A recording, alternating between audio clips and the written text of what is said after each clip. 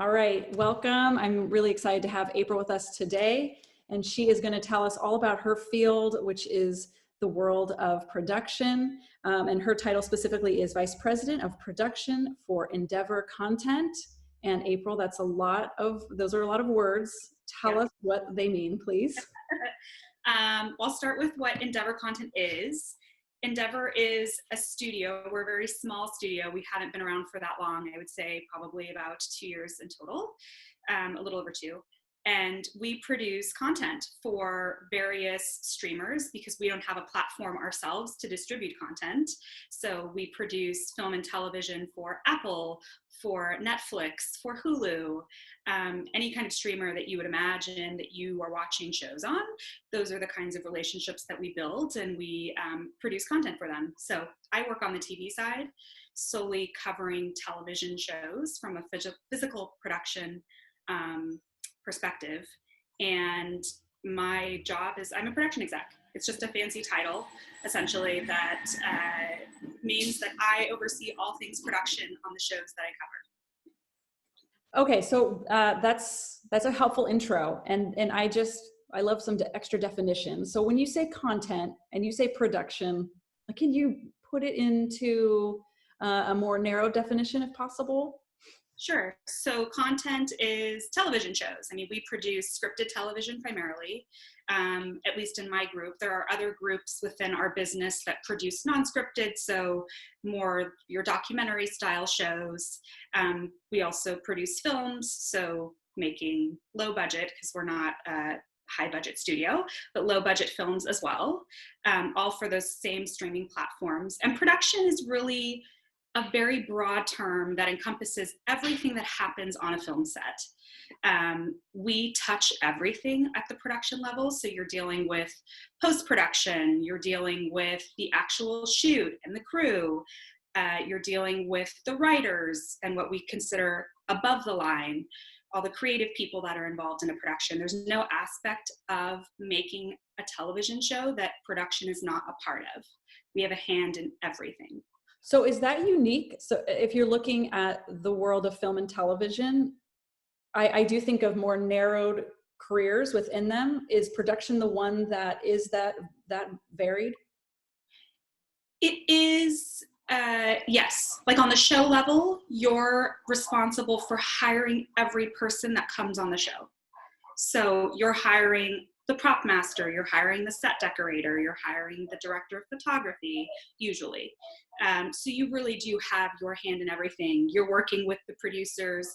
Your main job is to ensure that their creative vision is being fulfilled, but also being mindful of the fact that there is a budget. So you navigate the relationships between what's happening on the ground at the show and then reporting upwards to the studio, which is who I am, to make sure that you're following protocols and also staying on budget. Yeah, so when I think of your job, and I want you to correct me if I'm wrong. Well, let me back up. When I think of somebody who's going into film, I think most of us go to creative right away, like artistic creative, and it's not to say your job does not have creativity attached, but it's sounding to me like it has more organizational, administrative, business mindedness. Is that accurate? Yeah, it's more nuts and bolts for sure. Do you get creativity within your position? Yes, but it's in a different way. I think it really depends on the type of producer you are. Some producers are really good at just crunching numbers. Some producers are much better at seeing the larger picture and wanting to deliver what it is that's on the script, or in the script, to make sure that the creators are getting what they want. I mean, that's ultimately your end goal, or that's what your end goal should be. And that requires creativity. You know, I can't afford to do this thing, but maybe I can afford to do this thing instead. So you're constantly switching back and forth, if you're a good producer, to figure out, how can I also do my job of keeping the show on budget, but also creatively give people what they want. So there is a little bit of nuance to being creative if you desire to do that and you're good at your job. Right. Yeah, I think when I'm working with students and they bring up film and television, usually it's cinematography or directing, and they might not understand that this position exists. It might even be a better fit for a student who is highly organized and and likes this kind of, like you said, like management level work. Yeah. But usually people are drawn to it, and I don't want to speak for you, but I know that you're highly creative too. And to know that creativity can come outside of these fixed ideas we have of creativity, painting, drawing, film, so that's really helpful to hear that there is creativity. And it sounds to me too like there's not one type of personality that would fit well for this job. No. Okay. Yeah. Can you You, elaborate on that a little bit? Like maybe a couple personalities that would do well. So the highly organized type versus maybe not as organized, or yeah. well, I would say the not as organized is probably not going to succeed very well. Okay, so you have to be organized. That's a given. It's very helpful. I will say that doesn't stop people from getting jobs, right? I mean, I'm sure all of us can relate to having worked with people who are not very organized, but you balance so much as a producer that it really requires you to be on your stuff. Otherwise, things run out of your control, and it's very hard to get things back in control when they start to run amok. But at my level, in the production level at the studio, I will say there are certain studios that intentionally employ people who have no production experience. They really want people who can come to the table with a fresh perspective. So for example, I know at HBO, they will sometimes have executives who have no television or film history. They worked in music or something totally unrelated, yet they're given the same tasks that I am. I come from an actual production background, so my company chose a very different route when they hired me, but you don't have to have a production background to do this job. It's certainly not rocket science, but it certainly helps if you have experience and also are organized. I would say that that's probably one of the most crucial tools that you will use is organization, and also the ability to talk to people. There are some people who are really good at numbers and managing production, but don't have the skills to talk to people. And that really sets them back at times because you're dealing with so many high-level talent that it's really important that you have the skill to just get in there and talk to people, truly. Well, you mentioned different paths one could take to get into this position. And yours was maybe more of a traditional or directly related path, but that you don't always have to have that. So it would be nice to know about your path. Sure. I started from the bottom. I moved to Los Angeles with no connections straight out of college. And the first job that I got was actually from a Craigslist ad, believe it or not. And from that one job, I made enough connections. It was not paid, by the way. I didn't get paid for quite a long time when I was taking these little one-off jobs. I made enough connections that I was presented with a paid opportunity to do some brand and entertainment for the OWN network right when it was starting, and made a fruitful connection on that show that allowed me to get into television. I didn't know anyone in television at that time. What I was working on previously was not television related. They were little shorts or little behind the scenes interviews with random people. It was nothing that was related to what I'm doing now, but it allowed me to make connections. And I got my first real job working on a show for ABC called Body Proof. And I started as a production assistant, which is the lowest level position you can be on a show.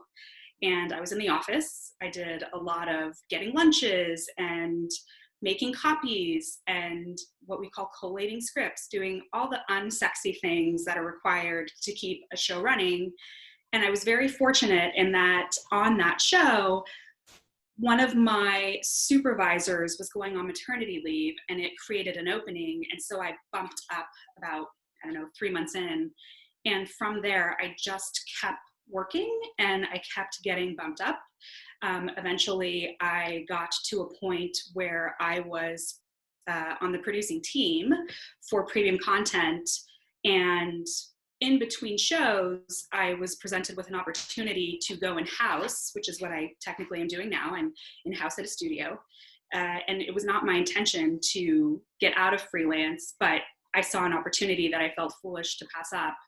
And here I am 2+ years later, working at a studio that's, making some pretty cool stuff. I mean, we have some big shows that we are behind.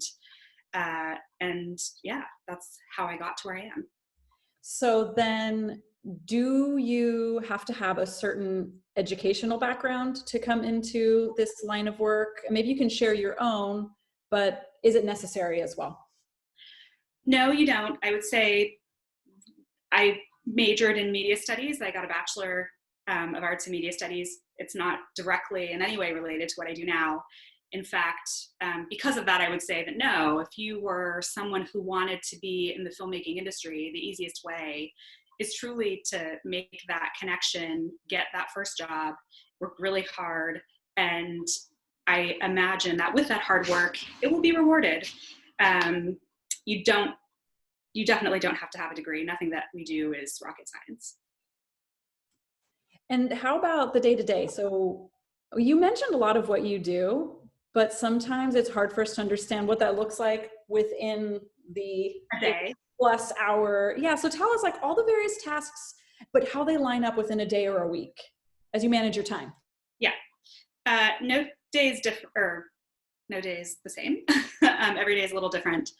Pre-coronavirus, because that was very different from what it's like now.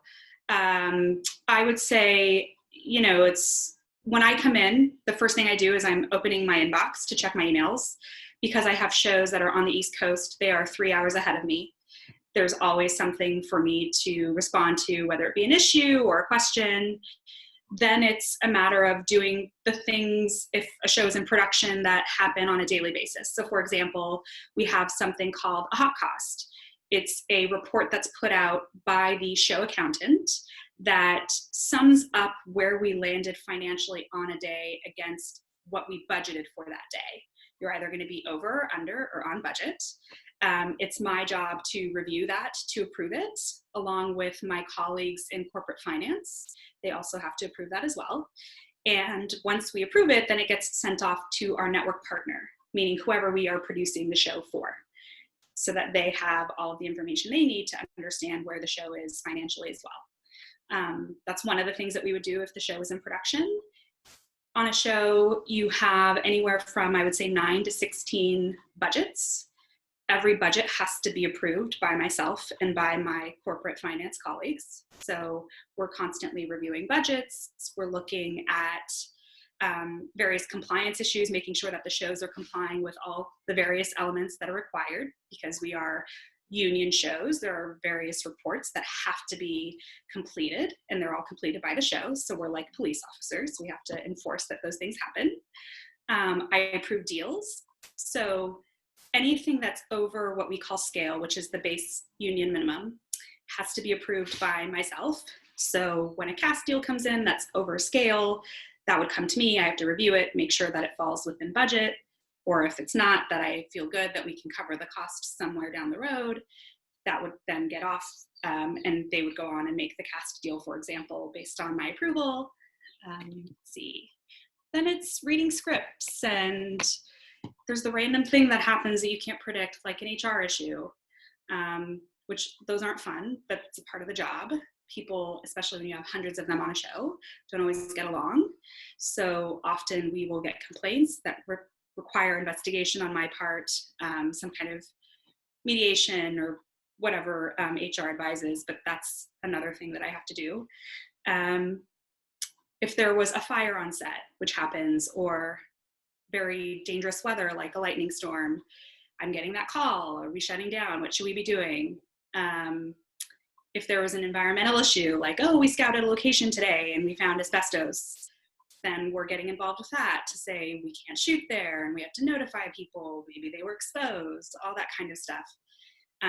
That's what's happening when a show is in production. Then you have various pre-production things that you do for shows that aren't in production yet, but are in development. So you're creating budgets, you're creating schedules, you're looking at line producers. A lot of my time on a show that's in pre-development is interviewing people and figuring out, are they the good fit to run the show? Because I can't be there on the ground, so they are my proxy in a lot of ways. Meeting with film commissioners from various territories, hiring production designers, costume designers, a lot of that. That is so much skill. I mean, that is a lot of management. You must It's have to know so many things.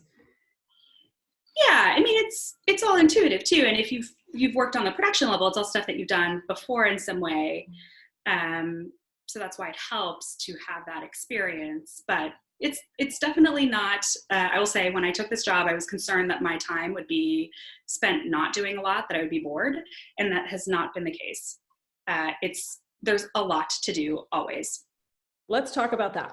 So we have a lot of jobs that, especially when it's union involved, or it's an 8 to 5. You know what you're getting, your lunch hours at this time, you are off, you are not contractually obligated to check email after this time. Okay, your job strikes me as a little different. So talk to me about travel, talk to me about nights and weekends and hours, and if there's any wiggle room anywhere in the industry for that, or is it pretty much a lot more availability is needed? I will say production people, myself included, are very bad about setting boundaries in that way. We're always on, even on the weekend, especially when you're on an actual show. When you're in a freelance position, you are on call all the time. Even when a show is down in between seasons, it's like adoption. It never leaves you. You always have it. People will still send you emails months down the road about this thing that never was resolved, that needs your attention. It's really a 24/7 job, sadly. At the studio level, for me, it has been much of the same. Yes, my hours are much better. I'm not in the snow at 2 a.m. on a Friday night, thank God, but I still am sometimes in the office for 12 plus hours. It really depends on how busy my day is. If I have certain deadlines that I have to meet, then obviously I'm not certainly going home at 6 o'clock. There are people that do that. I just don't happen to be one of them. I think there are certain people who are much better about shutting off, whereas I'm just simply not that way. So you could find something in the middle. Yeah. So has your job required you to be in the snow on a Friday night at 2 a.m. or something similar? Let's think about that. Fake snow, I don't know if that counts, and that's just as horrible. Yes, I would say it does happen from time to time. Late nights, especially on a show with vampires or creatures, you tend to work long nights, and that can be really, really hard, especially on a crew. I was fortunate enough that when I did, for example, True Blood, I was in the office, so the latest that we stayed was 3 a.m., whereas the crew was up until 7 a.m., whenever it was that they wrapped. And then you're getting home at 8 a.m. on a Saturday, you're a zombie the whole day, you have Sunday to sleep, and then you're back at it at 7 a.m. on Monday. It's a really hard, grueling schedule to work on a show like that. Do you get breaks to balance out the demand of a schedule like that? Not usually. On a show like that, you're doing maybe 8 episodes, so it goes somewhat quickly. That's when you have your downtime in between, and that's great because maybe you're off for 1 to 2 months. It's like, I can have my life back for 2 months. That's one of the things that you don't get, unfortunately, at the studio, because on the freelance side, you get those breaks in between shows. I don't have breaks, so I really have to plan my time, my me time, wisely, and we don't really have people that cover us when we're gone, so that makes it a little challenging too. Even when you're out of town for a week, often I find that execs are still answering emails and on calls. Maybe they're doing it a few hours here and there, but they're not totally unplugging. It's very different. So that gets into some of the things perhaps you like more than others. So if you had to pick, what do you like best and what do you like least? What I like best? Well, at the studio level, you're really seeing a project from the very start, when it's just a little seedling, all the way through the very end when you have a full-fledged show. And there's nothing more rewarding than that, especially if it's something that you love and you're passionate about, you have good collaborators on the project. It's very rewarding to give people the opportunity to produce the show that they want. The least thing, or the thing that I like the least, is truly working with some talent. There's certain talent that's really challenging. They really suck the fun out of the job. And let's define talent. So these are actors and actresses. Well, usually actually it's not the cast. It's usually producers. So high-level producers who are by all means talent, um, that don't really respect that there are parameters with respect to budget, for example, or that safety is a concern. You know, some people don't really care about safety, sadly, which is why you have accidents on set. So those kinds of people, there aren't many of them. I would say for the most part, people are professional and they don't have any intention of jeopardizing the crew or anything like that. But every once in a while, there are a couple of bad seeds. Yeah, like any industry, you know, some people are just not going to take it as seriously as others, or consider the same factors. But yeah. So Yeah. in terms of, you know, you have a student who is interested in getting into this line of work. How might they begin, and in that process, determine if it's a good fit for them? I would say starting at the bottom. Know before going into it, I think one thing that's really important, it's not glamorous. I think sometimes there are preconceived notions about filmmaking being incredibly glamorous, excuse me, and it's not that. That's not to say it's not fun, it's just not the sexy things that you see on television. But really starting at the bottom, you get so much access as an assistant to conversations and to people in a way that you don't have when you're thrown into other jobs. And it really allows you to learn all the aspects of the business and not being afraid to ask questions. I think that's important in any job that you have. I knew virtually nothing about television when I started, and I just wasn't afraid to ask questions, and I learned a lot along the way. And you'll quickly learn in that assistant position what facet of production that you like, or get more interested in something. So maybe it's the camera department, or maybe it's costumes, and you'll have the opportunity to pursue a more niche or defined role within a larger show merely by just starting as an assistant and seeing what your options are. So it's, sorry to interrupt you, but so when you start in that role, am I understanding correctly that you can really take a turn toward costume versus production? I mean, those are such hugely different roles that work together, but you do have that kind of flexibility early on to do that? Yeah, I mean, I think starting in the office is great as a production assistant because you deal and are in contact with all those various departments. And so if you have an interest in a certain department, now you can foster a relationship with that department head, and maybe on their next show, or they know of another show that's growing up, now you can become, for example, a costumes PA. And over time, you know, you just continue to work your way up through the ranks. I decided to stay in the office, so my duties were very different from that of a costume PA, but the trajectory was more or less the same. I started as an assistant and just kept working my way up. So yeah, I like that. It's possible, right? Because this is probably a daunting career to break into because, well, your exposure is just so much less. How many people do we know who are in this line of work, right? Now, here's a question you may or may not be able to answer in closing. Does one have to relocate to Los Angeles? No. There's probably, I'm just going to use another city as an example, like San Francisco. There's definitely production that occurs there. LA is a huge hub, which is why it's a good place to be, but there are other hubs throughout the country. Atlanta, New York, Austin, Chicago. There are production bases all over the country. And depending on the type of production you're interested in, if it's commercial, for example, or promotional, there are niche markets within larger cities that would be able to provide a career in that field. Scripted television is very specific, and that would exist in more larger hubs, but there's certainly other opportunities in smaller markets like San Francisco, for example. Yeah, that question comes up a lot, so I appreciate that. Yeah. Well, I have a million other questions, but I'm going to honor our time, and we can say that's a wrap. And thanks so much. You're welcome. Take care. Thank you again.